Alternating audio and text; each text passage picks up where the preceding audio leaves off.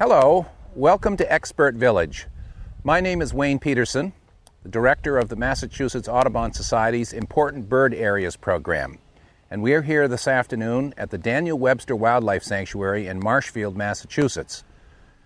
Next, we're going to talk about backyard birding, a place where everybody has an opportunity to get involved and where many people's interest in birding first begins.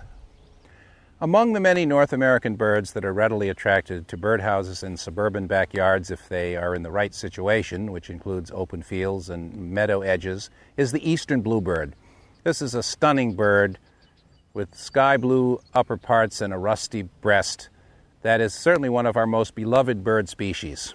And the fact that they can be attracted to nest boxes similar to the one beside me here means that it's one of these things that if you live in an area where you do have sort of extensive open areas and fields and woodland edges, you often have an opportunity to attract the eastern bluebird. Tree swallows will also similarly use boxes like this.